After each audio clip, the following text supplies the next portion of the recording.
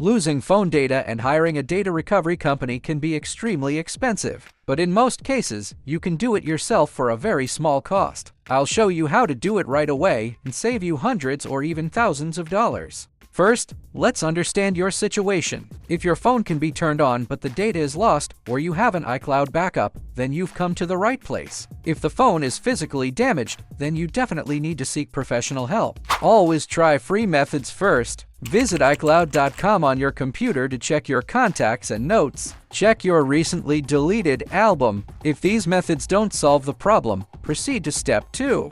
That's where the tool Gbyte comes in handy. This comes in handy. It's the bridge between you and your phone backup. Go to the website to download and launch it. Click Scan. The free scan will show all recoverable content, whether it's photos, text messages, or data from various apps and games. After seeing it clearly, selectively recover the precious files you want to recover, and then choose the save location. Done! Think about how professionals might charge hundreds or even thousands of dollars. This is a one-time, affordable toolkit that puts you in control. Now, I'm curious, what's the most priceless data to you? A video of a loved one? Years of textual memories? Let me know in the comments. The link to Gbyte is in the description. Thanks for watching.